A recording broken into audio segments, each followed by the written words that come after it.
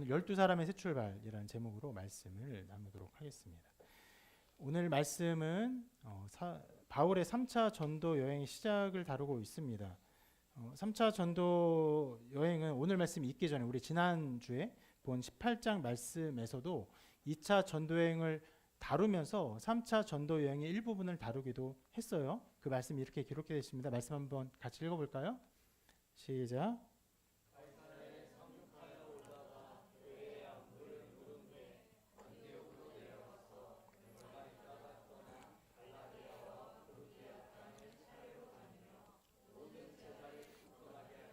자, 2차 전도의 마지막을 다루고 있는데 가이사랴에 갔죠. 그 다음에 올라갔습니다. 그 다음에 안디옥으로 갔어요. 이런 것들이 다 2차 전도의 여행인데 지도를 보면 이런 식으로 2차 전도 여행을 기록을 하고 있어요.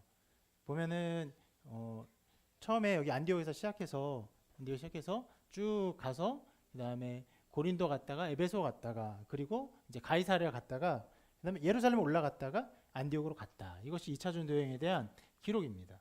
근데 어떤 지도는 이런 식으로 표현하기도 해요. 우리가 주로 본 지도 중에 하나인데요. 이렇게 쭉 갔다가 어디까지 갑니까? 가이사랴 가고 뒤는 쓰지 않아요. 왜냐하면 예루살렘에 갔다가 안디옥에 간 것은 전도 여행이라고 보지는 않는 것이죠. 그냥 와서 보고한 것이기 때문에 뭐 이렇게 표현하기도 하고 저렇게 표현하기도 합니다. 자, 그리고 말씀을 우리가 아까 읽었는데 이렇게 한 다음에 3차 전도 여행이 2차 전도 여행에 이어서 곧바로 막 소개돼 있어요. 갈라디아와 부르기아 땅을 차례로 다니며 모든 제자를 굳게 하였다. 이렇게 기록하고 있는데 그 한 절에 나와 있는 여정이 실은 굉장히 깁니다. 3차 전도 여행의 지도를 잠깐 보면요. 실은 아까 말씀에 연이어서 이렇게 기록되어 있는 건데 이렇게 되어 있습니다. 다시 안디옥에서 출발을 해요.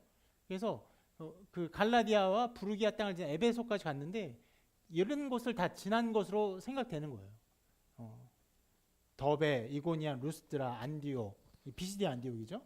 그 다음에 거길 지나서 에베소로 간 것으로 생각이 되는 것입니다. 자, 지나면서 그냥 지나간 것이 아니죠. 뭐라고 했죠? 제자들을 굳게 했다. 그러면 여러분 우리가 보아서 알겠지만 1차 전도 여행 때는요. 처음에 이렇게 내려왔다가 이렇게 가서 이렇게 안디옥 갔다 이고니안, 루스드라, 더베 이렇게 갔잖아요. 2차 전도 여행 때 거기를 지나갔고 1차, 2차, 3차 전도 여행 모든 여행 때마다 안디옥, 이고니온, 루스드라, 더베 이런 지방을 다 다녔어요.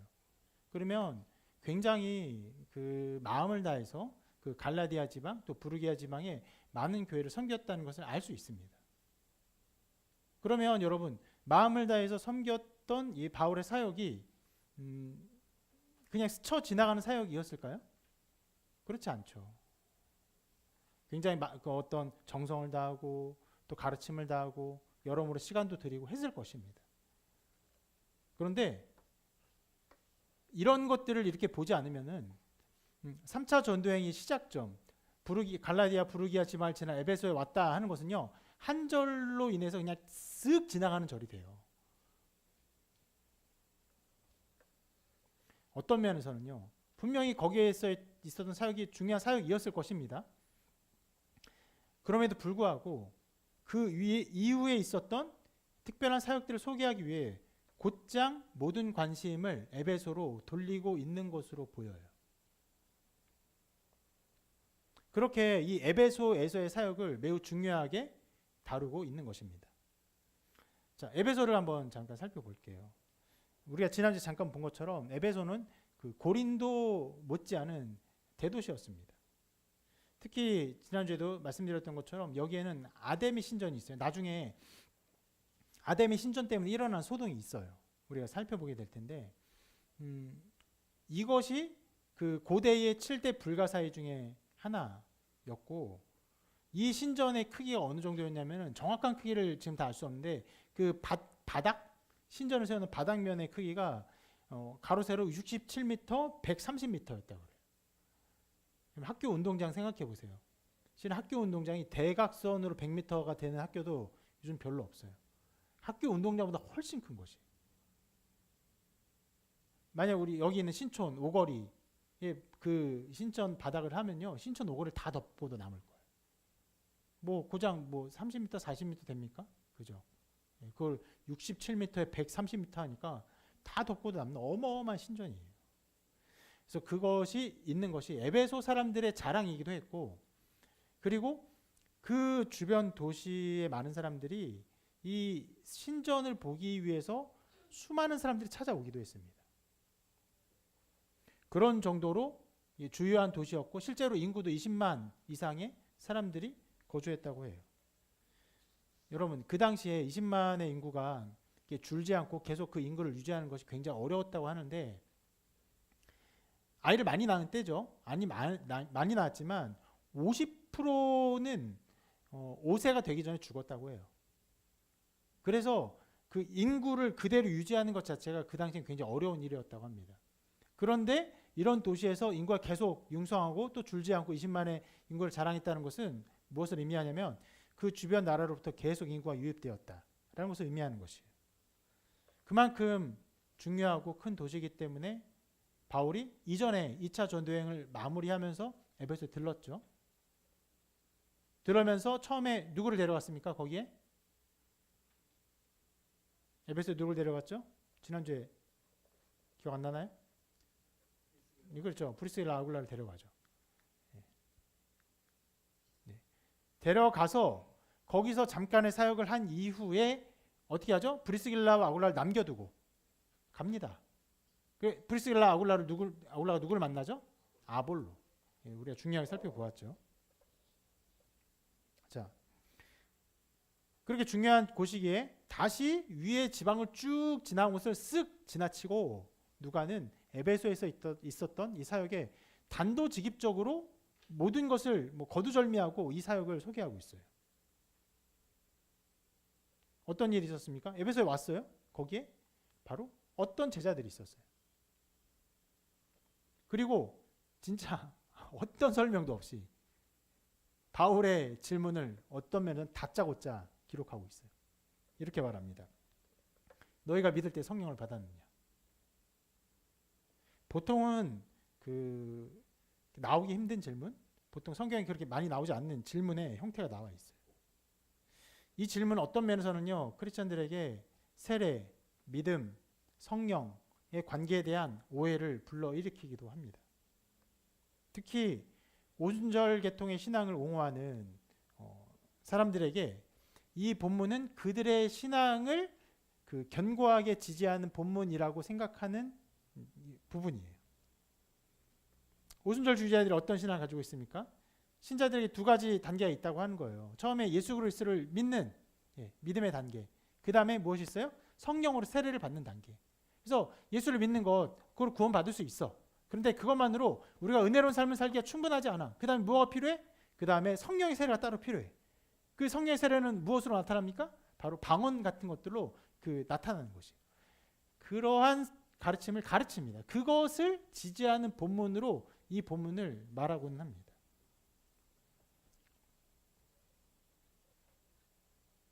실제로 이런 너희가 성령을 받았느냐 이런 질문을 한 다음에 이 모든 일이 끝난 이후에 어떤 일이 일어납니까? 이렇게 기록하고 있죠. 방언도 하고 예언도 하니 이렇게 말을 해요.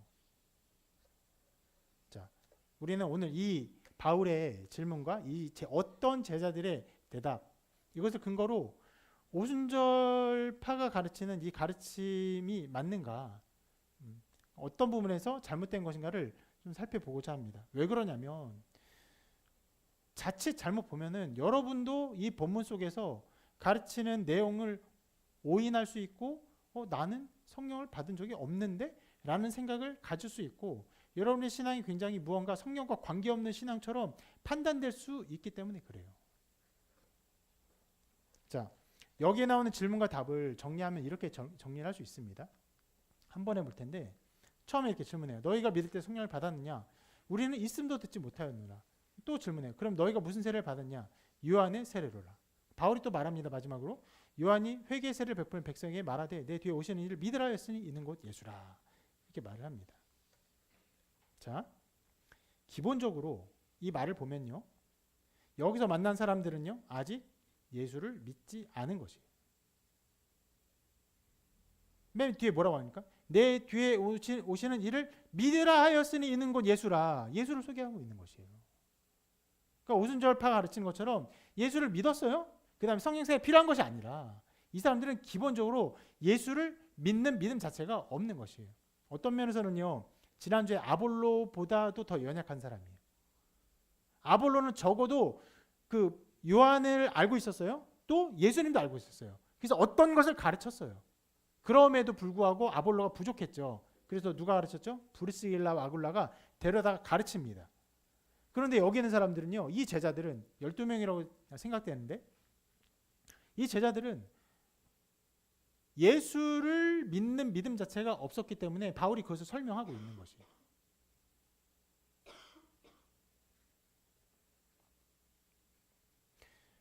이들은요. 어떤 면에서는요. 신자들이라고도 볼 수 없었던 상황이에요. 그들의 태도 속에서 성령의 내주하심 자체가 없었고 또 그것과 연관된 믿음 자체가 없었던 것이에요. 그래서 두 가지 중요한 질문을 한 것입니다. 첫 번째 질문, 너희가 믿을 때 성령을 받았느냐? 자, 이것은요. 이 첫 번째 질문은 바로 그 믿음과 성령을 연결시키고 있는 것이에요. 분리된 것이 아니에요. 믿으면 성령을 받는 것, 믿으면 그 믿을 때 성령을 받는 것인데 그것이 분리되어 있기 때문에, 그러니까 그것이 다 나타나지 않기 때문에 그렇게 물어보고 있는 것입니다. 또 두 번째 말하죠. 그러면 너희가 무슨 세례를 받았느냐? 그럼 이것은요, 그 성령을 세례와 연결시키고 있는 거예요. 세례를 받은 자, 예수 그리스도의 세례를 받은 자는요, 성령을 받은 것이기 때문에 그들이 받은 세례 자체가 자기는 세례를 받았다고 생각하는데 세례 자체가 우리가 보통 말하는 예수 그리스도의 세례가 아니었던 것이. 자, 이 말을 보면요, 바울이 그 줄곧 성령, 믿음, 세례 분리해서 생각하는 것이 아닙니다.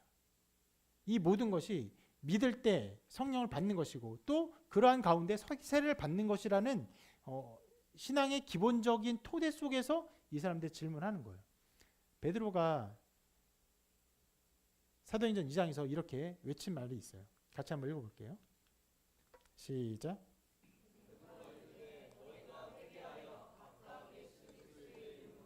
를 받고 죄사함을 받으라. 그리하면 성령의 선물을 받으리니. 자, 회개하여 예수 그리스도의 이름 세례를 받고 죄사함을 받으라. 성령의 선물 받으리니. 자, 믿음과 세례와 성령을 하나의 어떤 동일한 사역으로 이해를 하고 있는 것이에요. 뭐 순차적으로 너희가 먼저 회개해라. 그리고 나중에 세례도 받아라. 또 나중에 뭐 성령도 받아라. 이런 것이 아닙니다. 이러한 베드로의 외침과 바울이 지금 말하는 말의 그 근거는요, 다 동일한 것이에요. 자, 바울의 그런 질문에 대한 사람들의 답을 한번 생각해 봅시다. 뭐라고 말했죠? 이렇게 말했어요. 성령이 계시다는 말조차 듣지 못했다. 그런데 이 말도요, 그 나오는 말 그대로 이해하면 안 돼요. 왜냐하면 자, 이 사람들은 분명 구약 성경을 알고 있었고 믿었던 사람들입니다. 하나님을 믿었던 사람들이에요. 그런 사람들이 구약 성경에 무수하게 나오는 하나님의 영, 성령을 전혀 듣지 못했다는 말은요, 말도 안 되는 일이에요. 그리고 메시아가 성령으로 사람들에게 세례를 베푼다는 것은요, 요한의 가르침의 핵심입니다. 어떤 면은 그 요한의 가르침의 전부였어요. 그래서 이 사람들이 성령이 계시다는 말조차 듣지 못했다라는 말은요, 그것을 뭐 들어본 적 없다, 성령이 어디 계시냐 이런 게 아니라 요한에 대해서 요한의 말, 요한의 예언을 듣기는 했지만 요한이 말한 그 예언, 메시아가 성령으로 세례를 주실 것이다라는 그 예언이 정말로 성취되었는지 그에 관련된 얘기를 전혀 듣지 못했다라는 말인 것이죠. 어떤 사람들은요, 이런 해석을 너무 과하게 해석하는 거 아닌가 생각하죠. 근데 방금 제가 말씀드린 것처럼 요한의 세례를 알고 요한 알고 있었던 사람이 정말 저 말 그대로 성령은 전혀 몰라, 난 처음 들어봐, 이건 말도 안 되는 일이에요. 좀 그럴 수가 있어요. 말도 안 되는 일입니다. 그리고 두 번째 대답에서 너희가 무슨 세례를 받았냐 하니까 요한의 세례를 받았다 이렇게 말을 하죠.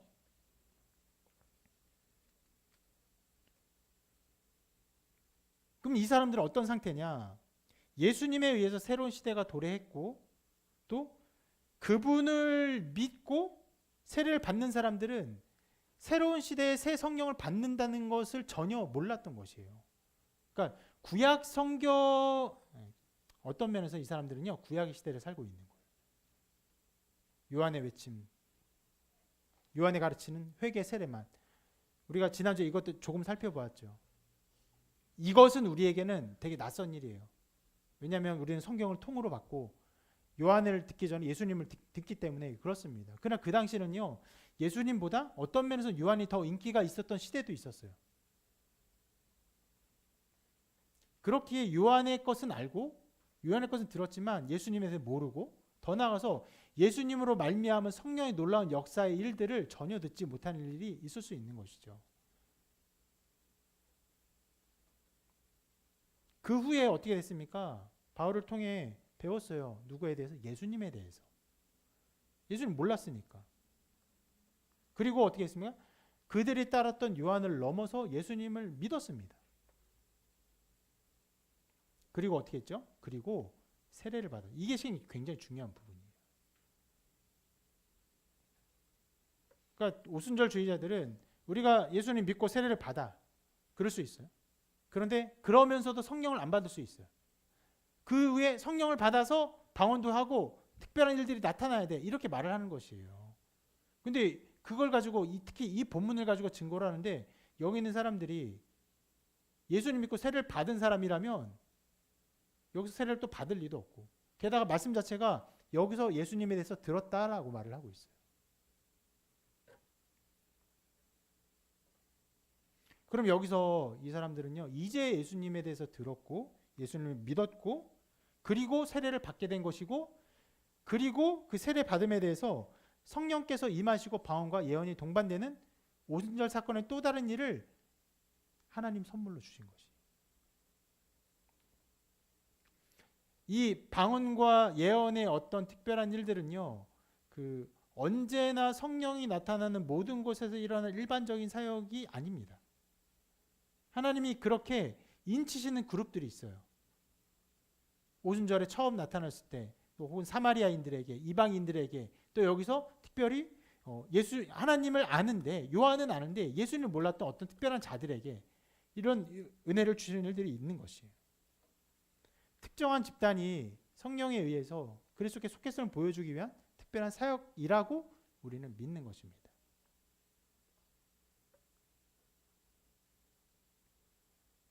자, 이렇게 이 본문을 통해서 그러면 이 본문이 오순절주의자가 말하는 것처럼 우리가 예수님 믿고 또 성령으로 세례를 받는 이 두 단계에 있는 것을 말하는 것이 아니구나. 그럼 우리는 무엇을 믿습니까? 우리는 예수를 믿을 때 성령께서 우리에게 임재하셔서 예수 그리스도를 구주로 고백하게 하신다라고 믿어요. 그 믿음의 고백과 신앙 고백과 그로 말미암은 세례의 모든 일들이 성령으로 말미암은 사역이라고 믿는 것이에요. 그런 면에서 그 오순절 주일날처럼 우리는 성령 세례를 안 받았기 때문에 성령 세례를 받아야 돼, 방언을 받아야 돼, 그렇게 따라가지 않습니다.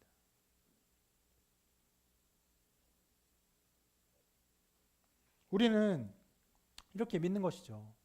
이것이 동시적인 사건으로 믿는 것이. 그런데 자, 이 본문이 오순절주의자들의 그런 주장을 지지하는 것이 아니라는 것을 우리가 약간 신학적으로 살펴보았습니다. 근데 실은 여기서 우리가 중요하게 생각해야 될 지점이 있어요. 우리는 여기서 신학 공부를 하러 온 것이 아닙니다. 실은 제가 이 신학의 내용들을 조금 자세히 말한 이유가 있어요. 먼저는 아까 말씀드린 것처럼 잘못 생각하면 여러분들에게 이미 임한 성령의 역사하심과 성령의 은혜들을 무시할 수 있어요. 그것들이 흥황하게 나타났습니까? 강력하게 나타났어요? 예언을 했어요? 방언을 했어요? 아니, 그런 건 없어요. 그런 게 없어서 성령이 여러분들에게 임하지 않은 것처럼 또 다른 성령의 어떠한 세례와 같은 특별한 일들이 있어야만 하는 것처럼 생각할 수 있기 때문에 그런 오해 혹은 잘못된 신앙을 불식시키고 좀 그런 것을 가라앉히기 위해서 이것들을 가르친 부분이 있습니다. 그런데 또 한편으로는요. 우리가 성령의 역사하심이 우리가 예수를 믿을 때, 고백할 때, 세례를 받을 때 우리에게 주시는 은혜이고 이미 성령이 임하신 것을 믿는다 할지라도 그 이후의 삶에서 성령의 특별한 역사하심과 감동하심이 없다고 생각하면 안 돼요. 여러분, 이 지점을 우리가 가야 됩니다. 굉장히 묘하지만 달라요.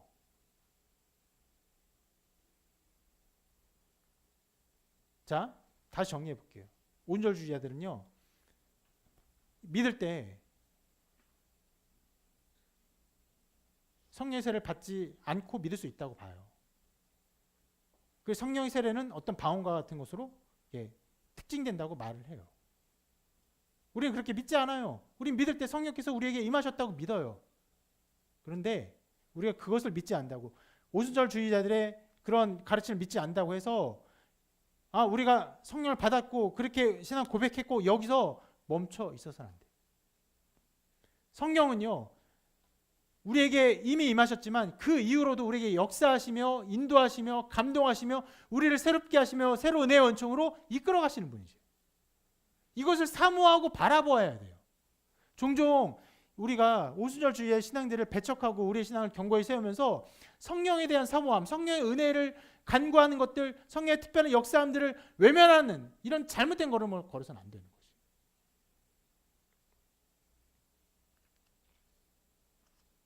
도리어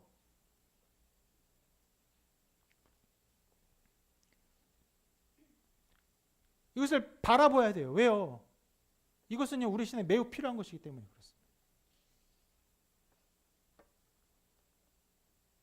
이 성령의 역사가 없기 때문에 바라는 것이 아니라 이미 임했지만 또 다른 하나님의 은혜와 은총을 우리에게 계속적으로 부어주시고 우리 마음 새롭게 하실 걸 소망하는 마음 가운데 살아야 하는 것이에요.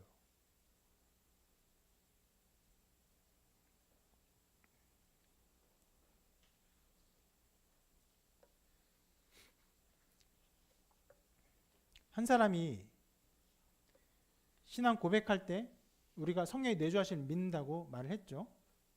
그 신앙 고백이 중요합니다. 그리고 귀한 것이에요. 그런데 우리 신앙의 이 배경 속에서 우리가 이런 것을 안 하는데, 어떤 사람이 신앙 고백을 할 때 그 사람에게 성령의 내주하심이 있었는지를 철저하게 검증하지는 않아요. 이해가 되십니까? 우리가 지금 루이스 벌코프의 조직신학을 계속 배우고 있죠. 이제 마지막 단원, 반 단원만 남았습니다. 30단원은 긴 기간 동안 이것을 배웠는데, 이 책 자체가, 루이스 벌코프가 쓴 조직신학 자체가 우리가 신뢰하고 또 공부하기에 마땅한 책이에요. 이 책 안에서 세례에 대해서 이런 식으로 기술을 합니다. 우리 같이 한번 읽어볼까요? 시작.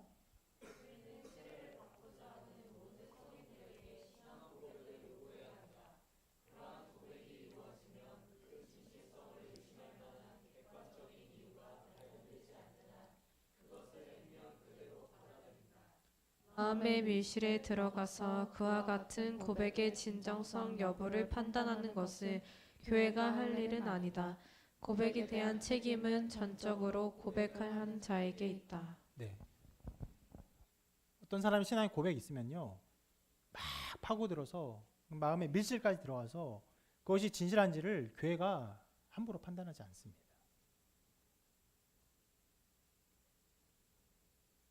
물론 명백하게 아예 판단하지 않는 건 아니에요.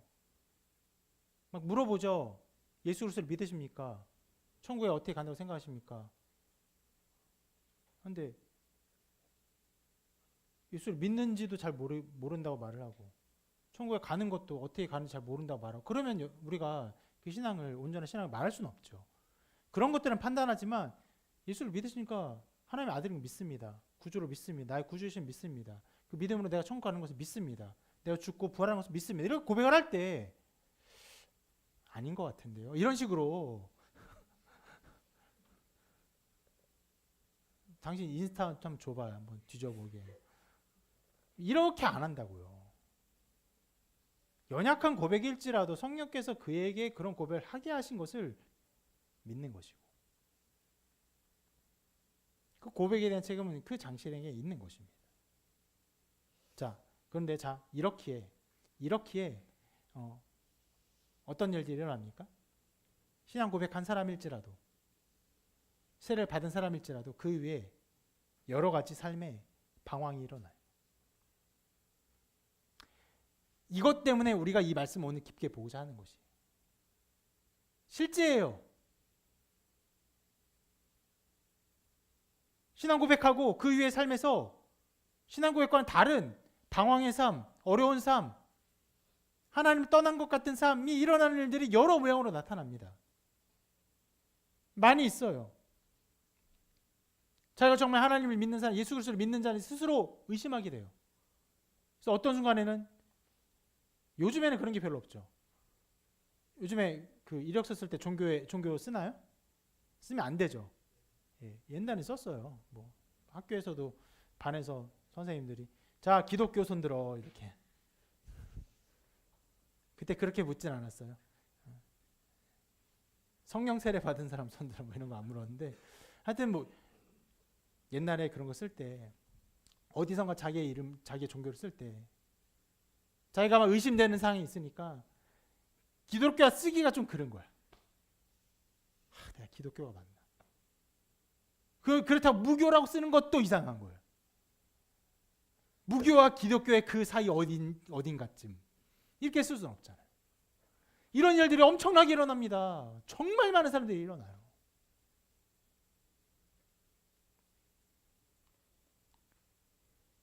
그렇기에 여러분, 첫 고백에서 우리가 성령의 은혜로 우리가 신앙을 고백하고 또 세례를 받았다 할지라도 그 위에 우리를 새롭게 하고 우리의 마음을 굳건하게 하고 반석에 세우고 하나님의 영광을 바라고 즐거워하게 하는 성령의 특별한 역사가, 은총이 필요한 것이에요. 그래서 그것을 또 여러분 사모해야 되는 것이에요.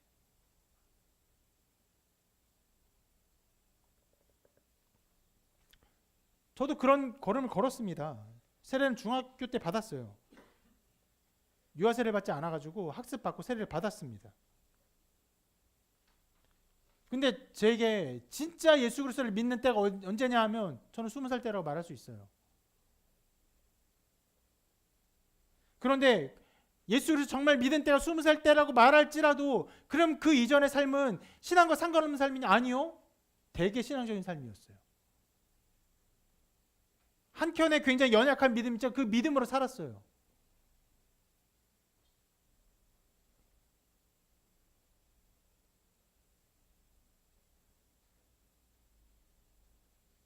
그러다가 나중에 성령께서 은혜를 허락하사 예수 그리스도를 믿는 굳건한 믿음 속에 저를 세우셨죠. 그래서 기뻐했어요. 즐거웠어요. 감격했어요. 그렇다고 해서 제가 내가 이전에 신앙을 가졌던 것은 다 아무것도 아니고 다 쓰레기고 다 불신앙이었구나. 나는 세례를 다시 받아야겠구나. 이런 생각을 하지 않았던 것이에요.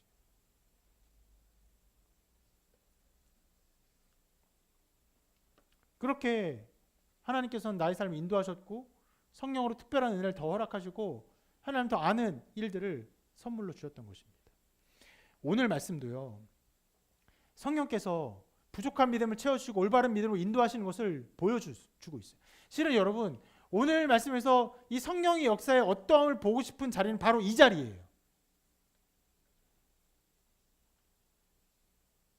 표면적으로는 성령이 임하셔서 그들이 예수를 믿고 성령을 받아 무엇을 했습니까? 방언과 예언을 했어요. 근데 그걸 주목하고 싶은 것이 아니라 이 말씀의 사건 전체를 주목하고 싶어요.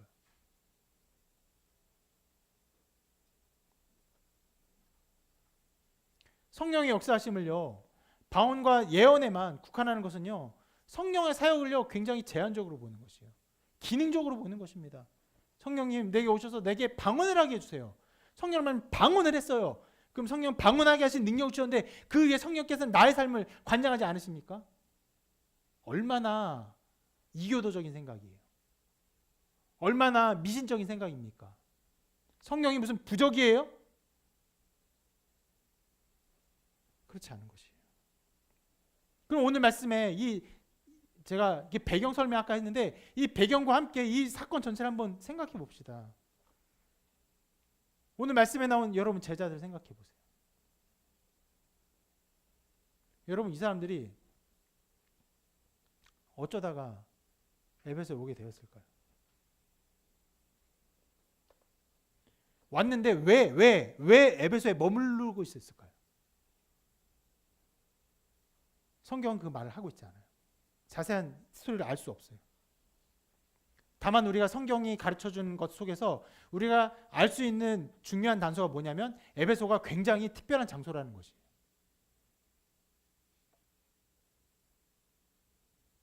아까 보았던 것처럼 어떤 장소입니까? 바울이 중요하게 생각해서 브리스길라와 아굴라를 어디로 데리고 왔는데 고린도에서 데리고 왔어요.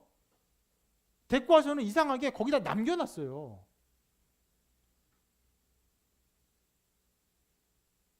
여러분 만약에 어떤 사역자를 만났어요.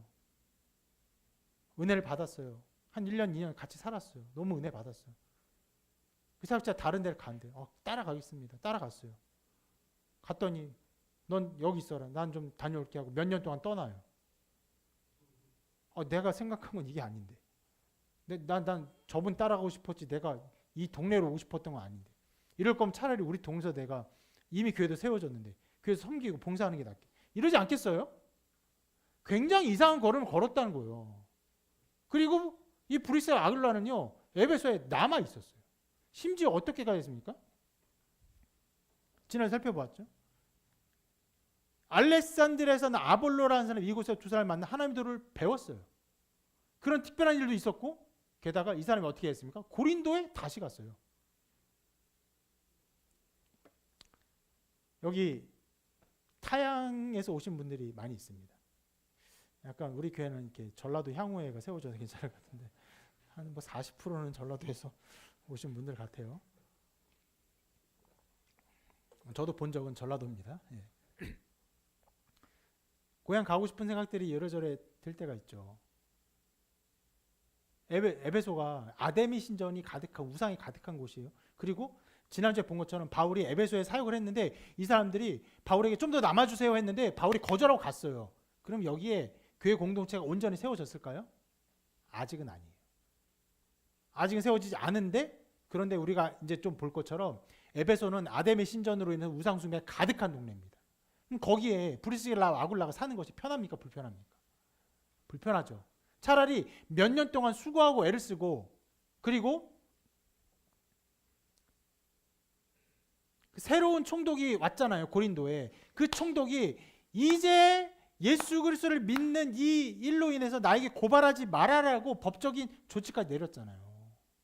그리고 고린도 교회가 흥왕했습니다. 차라리 거기에 있는 게 편하지 않았을까요? 브리스길라 아굴라가? 게다가 여러분 고린도 교회가 문제가 없는 교회입니까? 문제가 많은 교회입니까? 엄청나게 많은 교회예요. 여러분 교회를 떠났어요. 상황이 있어서 잠시 떠났어요. 그런데 이 교회 소식을 듣는데 교회 여러 가지 문제가 있어요. 그럼 되게 어려움이 많은데 다행이다. 그곳을 떠나서 이럽니까?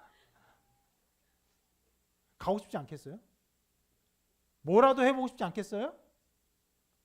헌금이라도 하고 싶지 않겠어요? 저 사람 만나서 그 사람한테 밥이라도 먹고 싶지 않겠어요? 무언가 그 갈급한 마음이 있으니까 브리스길라 아굴라를 만난 아볼로가 실은 그 에베소에 온 사람인데 어디로 갔어요? 고린도로 갔어요.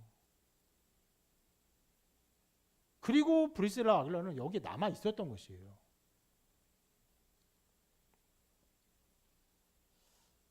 그러니까 에베소의 이 사역의 흔적이 굉장히 독특해요.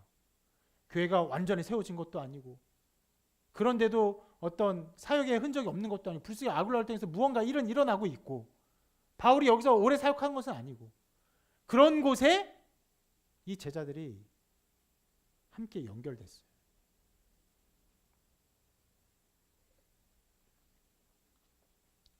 이 사람들은요 어떤 면에서는요 누구보다 바울이 필요했던 사람이에요. 왜요? 아까 우리가 본 것처럼 요한의 세례는 알아요. 근데 예수 그리스도에 대한 이 성령의 세례 아무것도 모르는 사람들이에요. 최소한 여러분 어떤 면에서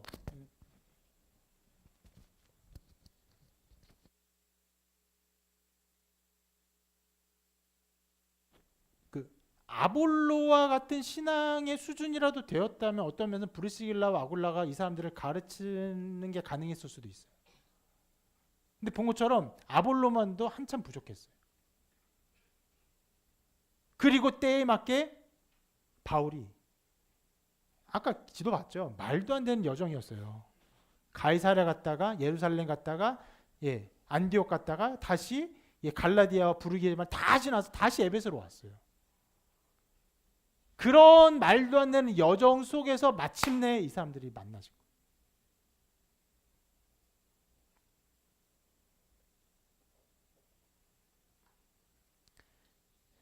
이 사람들은 분명히 신앙이 있는 사람들이 맞아요. 하나님을 믿었어요. 확실하게 믿었습니다. 그런데 너무너무 부족했어요. 완전히 부족했습니다. 그런 사람들이 그 삶의 여정이 왜 그렇게 나타나는지 모르지만 최소한 여러분 브리스길라와 아굴라는 그 삶의 여정을 우리가 말씀 통해 좀 볼 수 있었죠. 뭐라고 나왔습니까? 원래 이탈리아에 있었어요. 원래 터키 북쪽 본도에 난 사람인데 이탈리아 어쩌다 살게 됐는데 이탈리아에서 로마 총독의 그 추방령으로 쫓겨났죠. 그런 여정 우리가 들었어요. 근데 이 사람들에 대한 여정 우리가 알 수 없어요. 알 수 없지만 감춰져 있지만 부족한 신앙의 사람들. 그 사람들이 마침내 바울을 만나게 되었고 예수의 이름으로 세례를 받게 되었습니다. 여러분, 이 모든 일이 어쩌다가 바울이 어쩌다가 왔고 이 사람들이 어쩌다가 에베소였고 어쩌다가 에베소에 머물러 있었고 그렇게 말할 수 있겠습니까? 여러분, 이 모든 사역 가운데 이 모든 걸음들과 흐름 속에서 성령께서는 아무 사역도 안 하시고 그 모든 걸 그냥 우연으로 내어 맡기시고 그리고 성령께서 보시다가 믿으니까 그들에게 방언과 예언을 선물로 주셨습니까? 성령이 그렇게 사역하시는 분이에요? 그런 식으로 기독교를 보면 기독교 괴물이 됩니다. 우리 말씀 안에서 드러나 있지 않지만 성령이 인도하심을 보아야 해요. 이 12사람의 부족한 사람들, 여전히 무언가 하나님을 믿지만 알지 못하고 부족했던 이 사람들, 분명히 예수를 믿고 세례 받았고 새롭게 변화된 이 사람들의 삶을 어떻게 인도하셨어요? 오래 걸렸어요. 그리고 바울의 삶을 인도하셨죠. 그리고 마침내 그들이 연결되게 하셨습니다.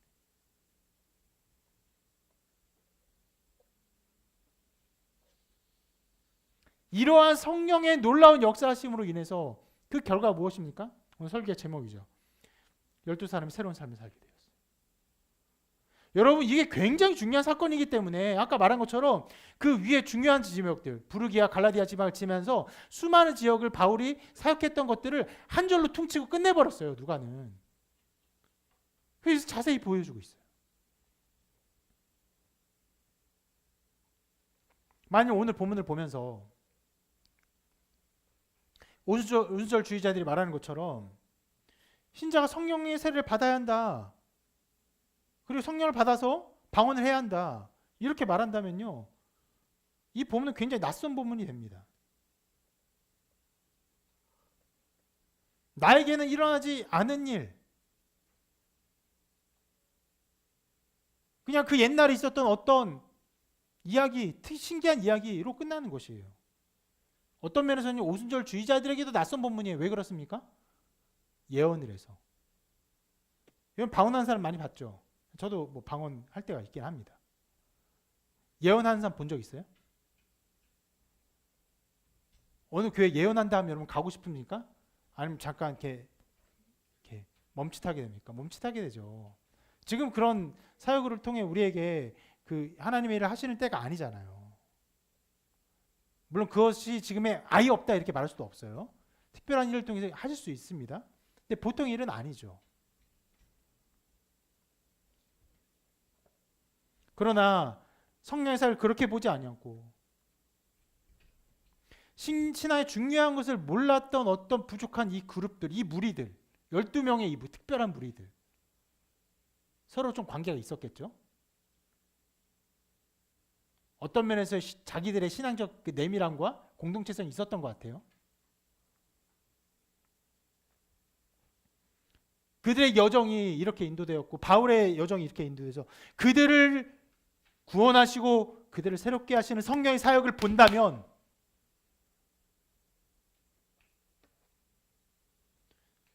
이 이야기는 지난날의 저희 이야기와 전혀 다르잖아요. 처음에 잠깐 말씀드린 것처럼 성령께서 저를 인도하셨습니다. 저 신앙이요? 신앙 고백했죠. 중학교 때 신앙 고백했어요. 근데 연약한 것이 많았어요.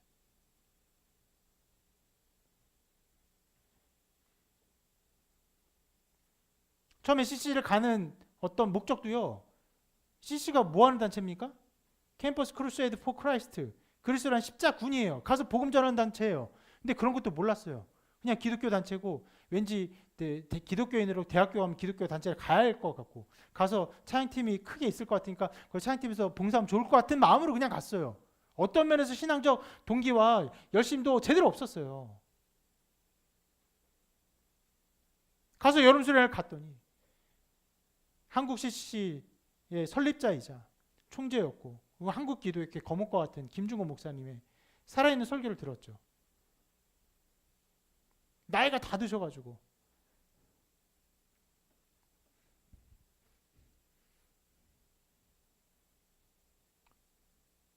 그 말씀을 들으면서 예수님이 나를 위해 죽었구나. 나를 위해 죽었구나. 나를 가르치지 않았고 나의 죄를 위해 죽으셨구나. 아, 나의 죄가 거기서 모든 것이 끝난 것이구나.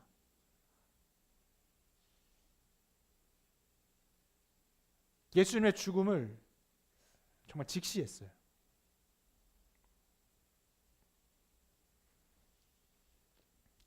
정말 그 노인의 피 끓는 그 설교를 듣게 하셨어요.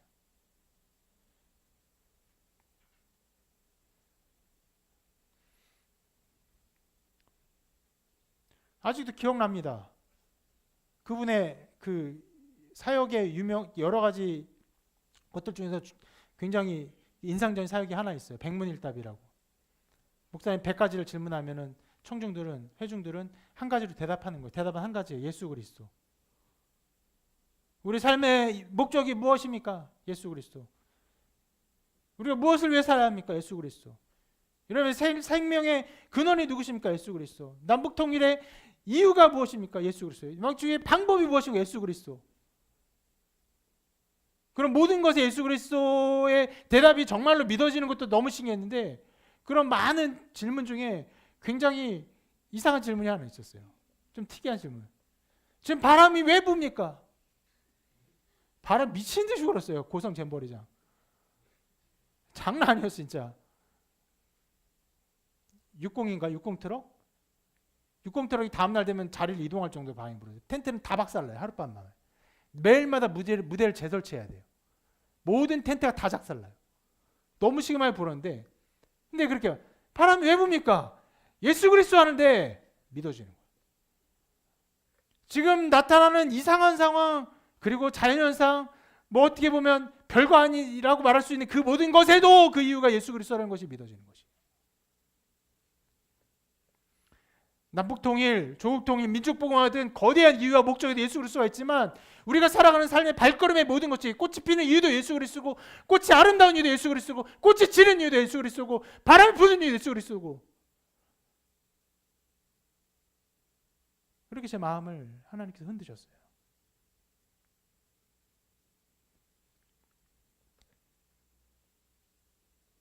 그리고 그 위에는 로이드 존스 목사님의 로마서 강의를 보게 하셨습니다.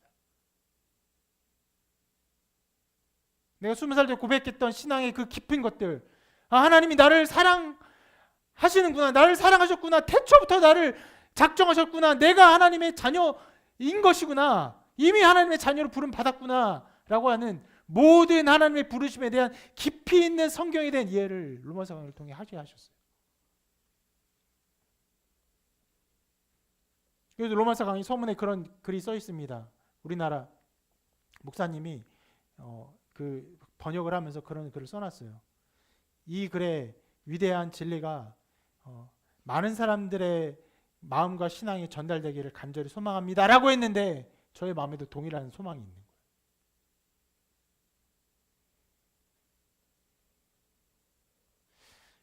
때로는 성령께서 저에게 특별한 은혜를 주시기도 했어요. 밤새도록 통회하며 눈물 흘리며 기도하는 기이한 통회 회개의 날들도 보내게 하셨고, 갑작스럽게 하나님의 영광에 사로잡혀서 하나님의 영광을 바라는 간절한 마음 가운데 가득 충만한 이상한 일들도 허락하셨어요. 근데 그런 것만이 아니라 내 삶의 여러 가지 삶과 역사들, 사건들, 사람들, 만남, 설교, 말씀에 대한 이해를 통해서 나의 삶을 새롭게 하셨고 인도하셨고, 무엇보다 더 깊은 복음의 깊은 곳으로 인도하셨고, 이것을 사람들에게 가르치고 싶은 마음, 이것을 전하는 것이 얼마나 소중한 일인가에 대한 기쁜 마음을 저에게 허락하셨습니다.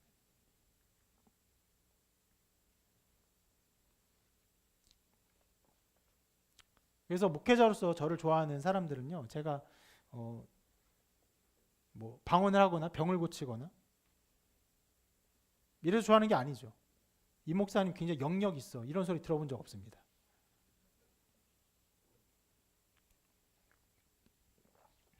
옛날에 그런 소리 들어봤어요. 제가 목회 안수를 받고 얼마 안 됐을 때 어떤 분이 무당도 이렇게 새로 신내림 받은 무당들이 용한 것처럼 이제 목사 안수 받은 사람이 아주 뭐가 있어. 참.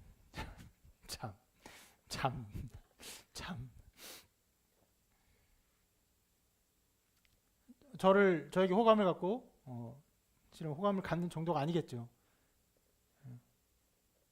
여러분, 저를 신뢰하고 믿는 이유가 무엇입니까? 말씀에 나타난 하나님의 그 뜻과 하나님의 운행하심을 더 깊이 알고, 더 깊이 보고, 더 깊이 맛보는,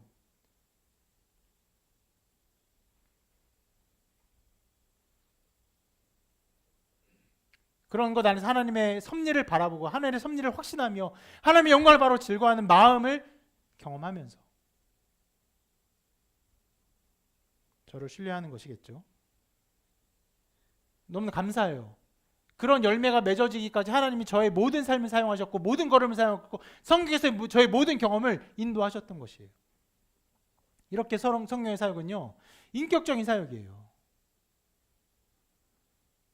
우리 삶을 인도하세요. 우리 마음을 인도하세요. 걸음을 인도하세요. 성령 우리를 이끄시고요, 우리를 설득하시고 우리를 감동하십니다. 이런 성령의 사역이 여러분 삶 가운데도 있습니다. 있기에 이 자리에 여러분과 저의 삶이 교차하고 있는 것이에요. 12사람의 삶이 바울과 신비하게 교차한 것처럼 이런 삶이 어쩌다가 이곳에 있는 것이 아니에요. 어떤 사람은 그렇게 말할 수 있어요. 아니 그냥 어쩌다가 우연치 않게 그냥 어쩌다가, 정말 어쩌다가.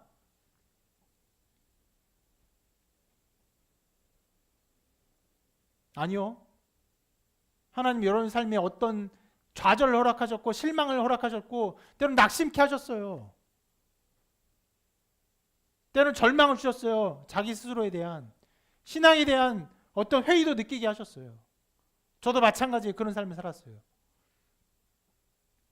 그런 걸음 속에서 우리의 걸음들이 만나게 하시는 것이죠.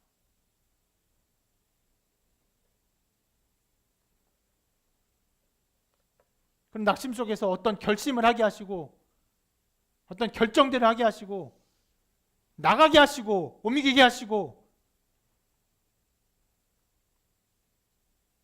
우리 교회 이름처럼 우리가 이어지게 하셨습니다.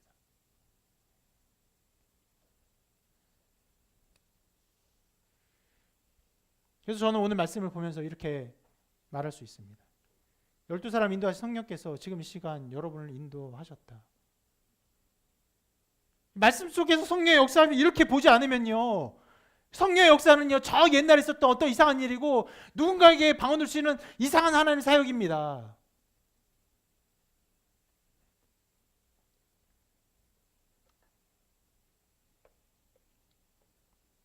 그것이 아니죠.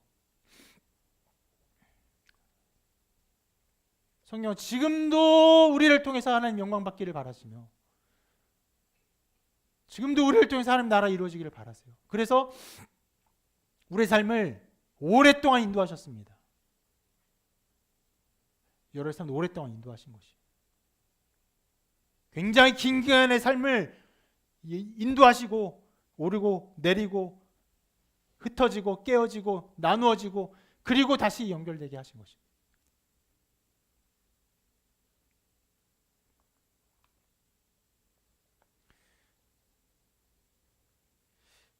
오늘 처음에 말씀의 어떤 배경들을 설명하면서 이 말씀에 그 기록한 이 기록이 굉장히 그 모든 것을 거두절미하고 딱 잘라 말하고 앞에 되게 중요한 일들도 있지만 그거 다 치워버리고 말한다고 했잖아요. 그만큼 12사람이 새롭게 된 것이 중요한 일이에요.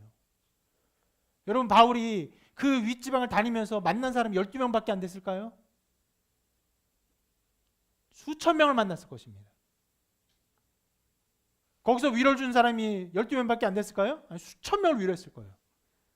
그것만이 아니라 이곳에서 만난 이 연약한 사람들, 부족한 사람들, 예수를 잘 몰랐던 사람들, 그들과 이 신비한 연결점이 에베소의 중요한 사역의 첫 걸음이었기 때문에 우리에게 이 말씀을 전해주고 있는 것이.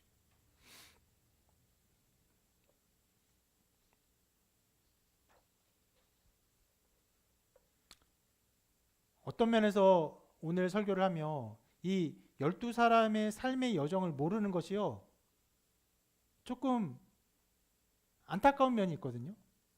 이 사람들의 삶을 더 알았다라면 더 많은 것을 이야기할 수 있을 것인데, 근데 한편으로는 우리를 그렇게 인도하신다고 생각합니다. 저는 여러분의 삶을 몰라요. 이 12사람의 삶을 모르는 것처럼 여러분의 삶의 지난 날을 모릅니다. 지난 한 주의 삶도 몰라요.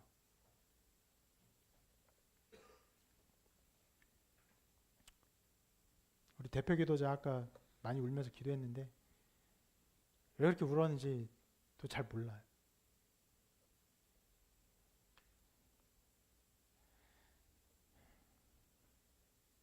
우리가 다 몰라요. 그러나 성령께서는 우리를 만나게 하시고 하나님의 은혜 가운데 우리를 인도하시는 것을 보게 하십니다. 그리고 그것을 붙들고 나아가게 하세요. 성령께서 우리를 그렇게 역사하십니다. 그러나 인도하심을 여러분 바라보시고 굳게 붙으시길 바랍니다. 그리고 붙들 때, 그 한 걸음 걸을 때 그러면 거기에 하나님 나라가 이루어져요. 그것이 하나님 나라가 이루어지는 것입니다.